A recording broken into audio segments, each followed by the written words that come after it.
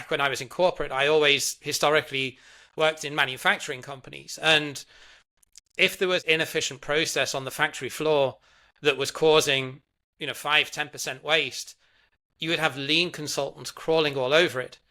But when you look at operational procurement and accounts payable, just dig in, and the amount of waste there is immense. But because it's an office process and it's just not as visible, it doesn't really get the attention that it deserves. But if you consider what a procurement manager of 10 years experience would typically earn, and okay, it's going to differ from country to country, but the maths is pretty compelling to say, take the 1/3 of their time that they're spending on admin and allow them to do something more productive with that, and it will reap dividends for you, as assuming that your objectives are aligned with the wider business.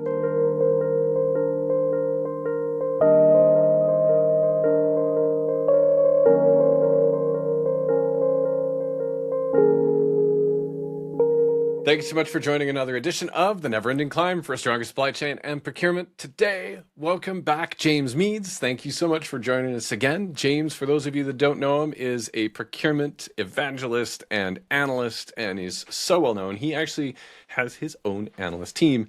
And later today, we're going to do this session in 2 parts. So part 1, James and I are going to get started. And part 2, we're doing this live on LinkedIn and on YouTube. So we will see some of you later today as well. James, thank you so much for joining us again.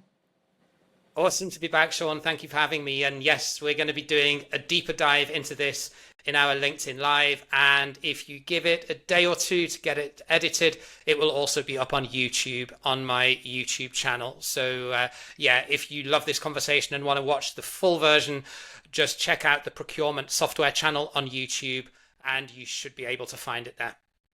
Very, very cool. Thank you very much. So, James, I know there's so much going on. There's agents and there's clause and there's all of these other ideas. And we've been talking about digital employees, which is maybe slightly different language than some. And I think this is one where, what is AI? And in the consumer world or SMB world, there's all sorts of people that are running like digital org charts where they've got agents in different positions on an org chart. And in the enterprise, most large enterprises are still trying to figure out how to upgrade their old SAP system, and they're still dealing with, ancient GUI screens that need transaction codes. So it can feel so different for a lot of organizations between their consumer life and their enterprise life. Adoption is something that we started talking about. Why don't I hand the microphone to you for a few thoughts around adoption, and we'll ask each other questions today. Yeah, what I see is a bit of a mixed bag, as you would expect across such a wide spectrum of organizational maturity.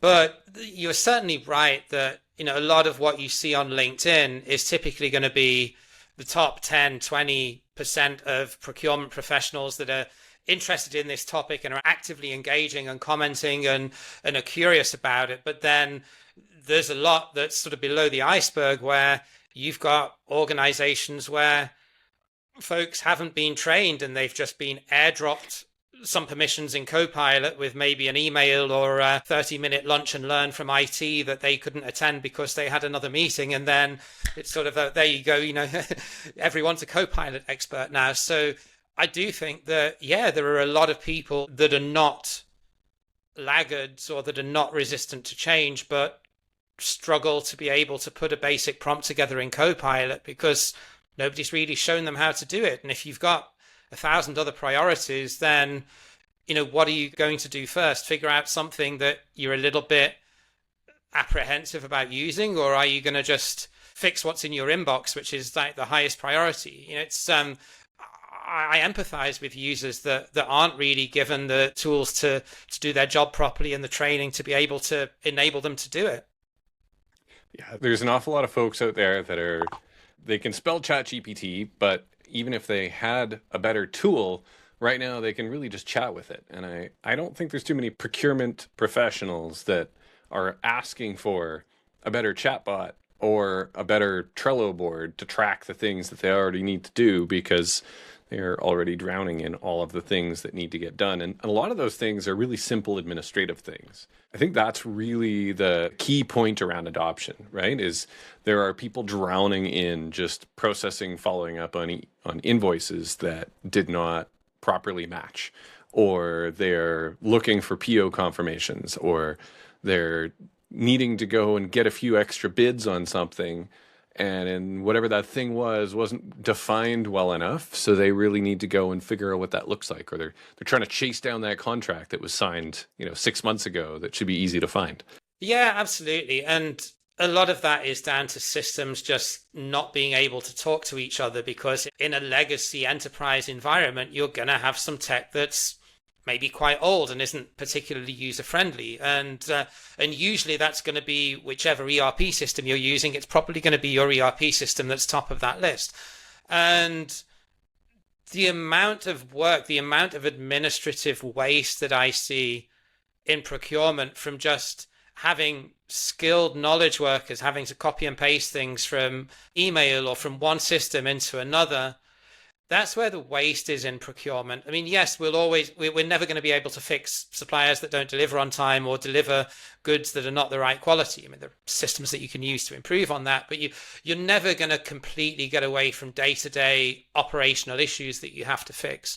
But there's a lot of avoidable admin that if only procurement leaders would dedicate some time and resource and some investment to be able to do it, they would make their team so much more productive through them not having to do this work that adds no value. If that was, I always compare it, my procurement career back when I was in corporate, I always historically worked in manufacturing companies. And if there was an inefficient process on the factory floor that was causing, 5-10% waste, you would have lean consultants crawling all over it.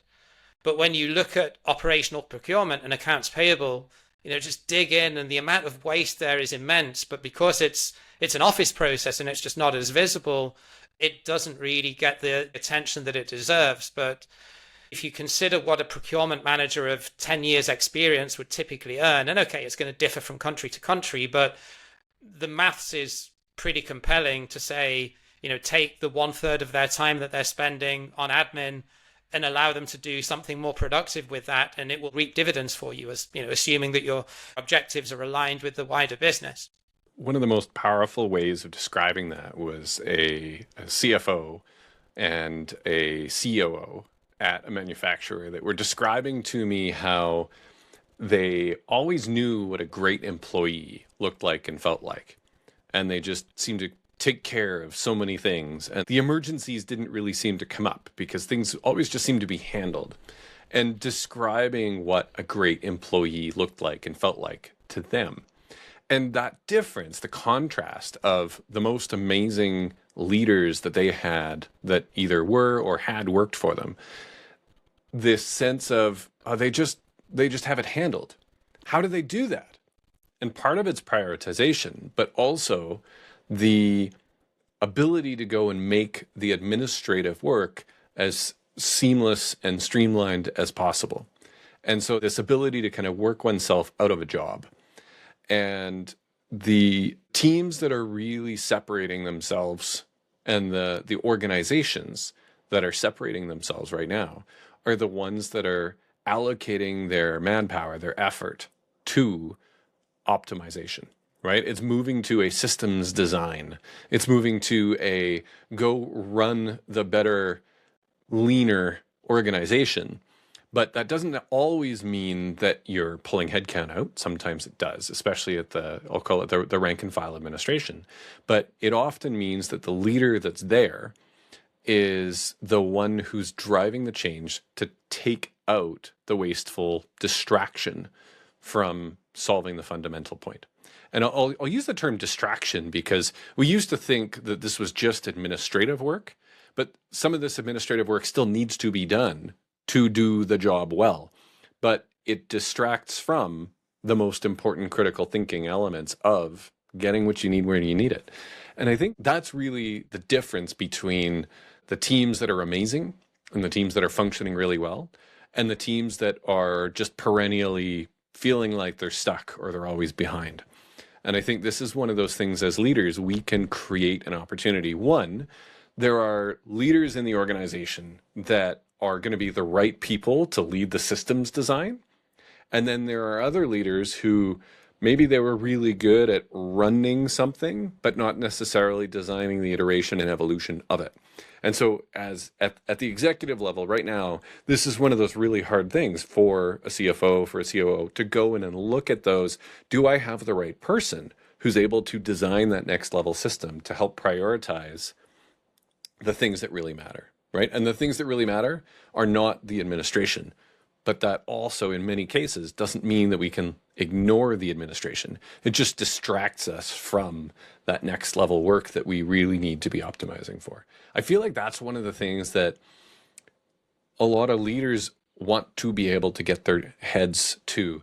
And I was talking with a procurement leader out of the UK, and he was saying how important it is to focus on the things that are the most important, because there's a never-ending list of all the urgent things. So how do we optimize for the important things? And now the next part of the question is, for us to be able to do that, we have abilities now to go and optimize and automate the administrative so that we can get back to the things that are really, really important, that will genuinely move the needle longer term. Yeah, and it all comes back to, the classic 2x2 consultants chart of what gives you the biggest impacts and the highest ROI from the least amount of effort and investment. And, we're talking about, or we will be talking about the webinar more about what Rio, your AI agent, can do, your digital employee. But fundamentally, if you strip it back, you can do an end-to-end procure to pay audit on a $10 or $20 million company and just say, okay, do a time audit of what your transactional purchasing or accounts payable, or even if it's the HR or the marketing assistant that's dealing with administrative purchasing, and just say, what are your biggest time sucks? And you just pick the one that's going to have the highest impact at the lowest investment cost or disruption, and fix that first. And even that, at the micro level in a pretty small business will win you back a few hours a week. So yeah, we're going to get into the nuts and bolts of what Rio can do in more detail on our webinar later today, or on YouTube if you're watching this or listening to this after the fact. But the logic is the same if you strip it back to a small business. It's just on a different scale. Yeah. One of the things that I keep finding is that large enterprise and small business have so many of the same constraints and same challenges. But when you look at enterprise software, most of the large enterprise software is designed for an organization that has tens of thousands of people. And so many organizations, I can think of as a $3-4 billion company that still tries to run a supply chain intensive organization with one person in procurement. And the idea that that one person barely has time to organize their thoughts and energy and so on, let alone really get to some of the important things, is a really spectacular contrast, because there are other organizations, a quarter their size, that have a team of 10 optimizing what they're buying, how they're buying it, making sure that they're doing it properly. So this idea of, if you don't have time to do a job well, you are going to need to do it again and again and again. The same thing applies in procurement. And when we ignore the administration upfront, it means that you pay for it 10 times over downstream by cleaning up, chasing things down, etc. And so I think this continues to be one of those major opportunities. And I'm looking forward to digging into it a little more with you, James, and a whole crew that are joining us live later today. So James, thank you for joining. We'll talk again soon. And this has been another special edition today, with part 2 coming live of The Never Ending Climb for a Stronger Supply Chain and Procurement. Thanks, everyone.